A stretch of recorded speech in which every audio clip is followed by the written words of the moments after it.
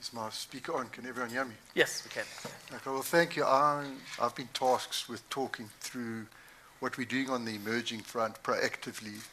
I just wanted to explain, if I'm not sure the level of knowledge within the audience, but IFAC has a member body called the International Ethics Standard Board of Accountants, of which I'm a technical advisor on that board.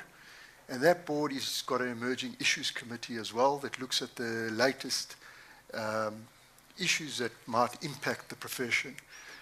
We've been developing standards, and I've been listening to the conversation, and I know the process is difficult sometimes, and it's quite intimidating. But I think when we blame and we point fingers at SAICA, we are SAICA. Every single member in this room is SAICA. We have to be accountable for what we know and what we see. We are, in a way, watchdogs. IESPA has 3 million members across 130 countries, making, I mean, that is powerful. We are the watchdogs and gatekeepers of financial flows that go through our economy, and we are in the position to take a leadership role. And that's what SAICA and IESPA are trying to encourage. We've been working on NOCLAR, non-compliance with laws and regulations, which was effective from last month, the 15th of July.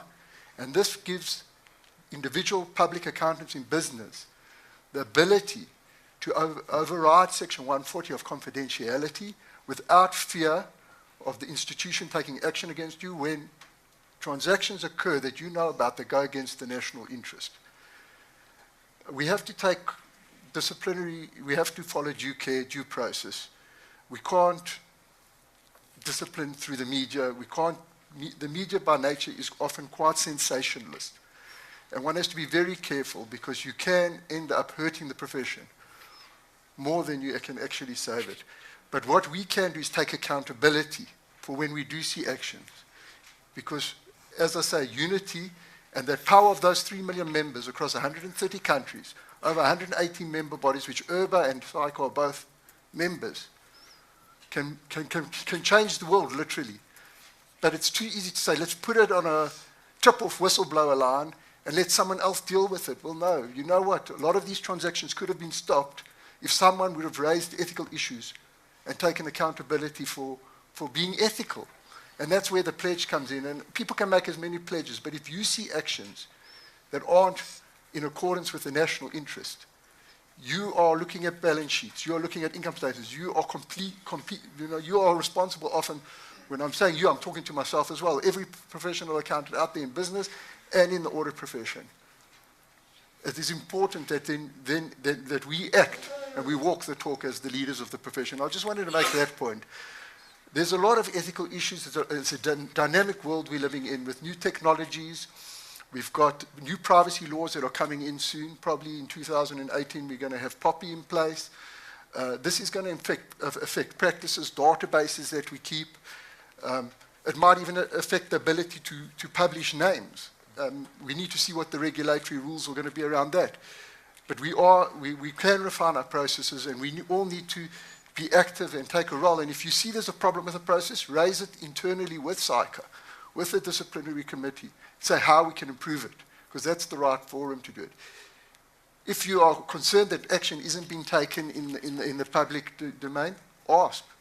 Just ask if you know about something. But in order to prosecute, you need evidence. Because if you don't have that evidence, you're not taking due care, and you're going against another ethical principle, which is fundamental. There are 5 fundamental principles in our code. We're trying to make the code more user-friendly at an international level. There's a restructured code that we hope to issue in December 2017, which will be easier and clearer. There's an exposure draft coming out now at the end of August. Please God, we're hoping it will be issued by then, speaking about gifts, hospitality, and inducements. And that standard is going to say that an accountant is going to take upon themselves that they will not offer hospitality or inducements at all unless they do the intent test. And what is the intent test? If there can be perceived intent that this gift was to influence behavior, it will become prohibited.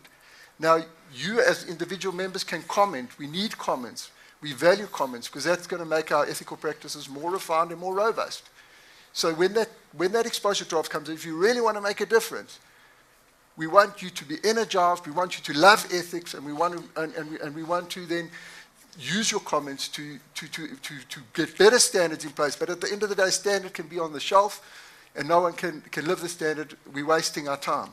So that's why I say again, don't turn a blind eye. Be accountable. Sometimes it comes with risks, and you need moral courage. But that's what you need. If you want, otherwise, we're going to lose the battle, and the consequences are very serious. I don't want to speak about specific cases that are in the media, but if some of the accusations are true, and someone didn't stand up, they could have stood up. I mean, unemployment in South Africa at the moment is close on 3 out of every 10 people. People are suffering, and some people are living the life. And why? Because people felt maybe the affidavit might have been, and I'm not pointing fingers, but it might have been too much trouble. You know what, you'll be protected. If you're not sure, find out from the people that are dealing with it how you're going to be protected. That's not a problem. That's what I wanted to start by saying. I don't know, Willie, if you want to add anything. Willie and Juanita have been doing a lot of training around no-claw, and that's also a great standard, which, as I say, you're not bound by confidentiality if you've got the facts. And significant harm is going to be done at a national level. You can go straight to a regulator.